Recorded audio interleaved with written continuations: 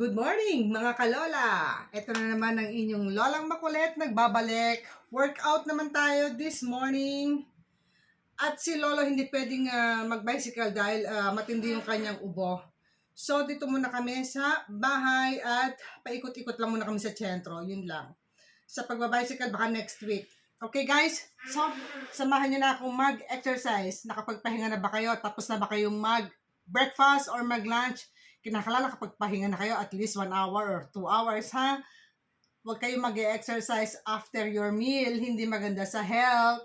So, yung mga nakapagpahinga, halika, sabayan nyo na ako. Exercise na tayo. Ano lang to, very easy lang. Mag-twisting lang tayo. Okay, guys? Twisting lang. Para lang maging healthy ang ating body.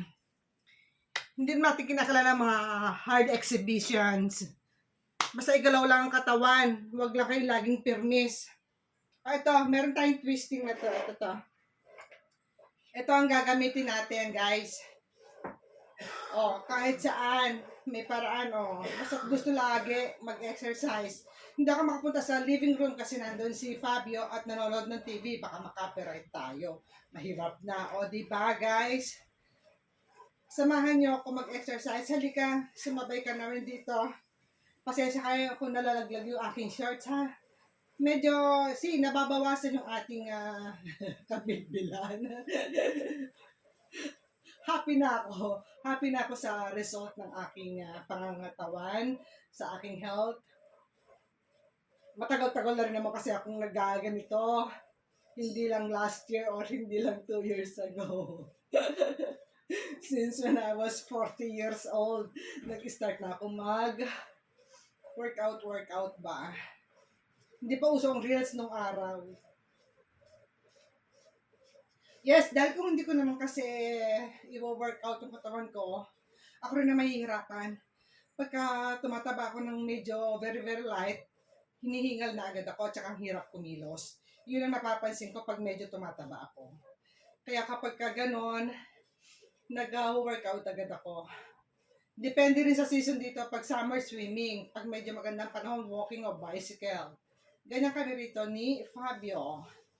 And pag may ipon, uwi kami ng Pilipinas. Siyempre, kapag kaya lang ng bulsa.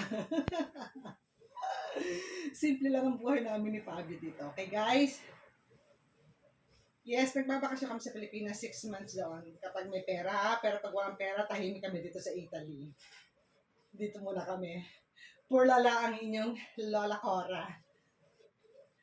Kaya samahan nyo nila ako mag-exercise. Di ba? Very easy lang.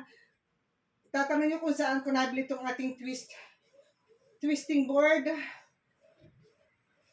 Napakabilis lang. Mura lang to. Nabili ko lang dyan sa Pilipinas to. 100 pesos lang. So, can afford ng kahit sino kung gusto nyo talaga, ha? Hindi nyo kailangan ng mamahaling gadget para lang makapag-workout. Okay guys, ako itutuloy-tuloy ko na to at dyan muna kayo, manood lang kayo. Mamaya magla-live ang inyong lolang makulit. Nood kayo, ha?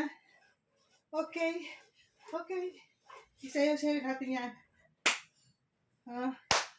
Ganyan lang. Ano yung sayaw?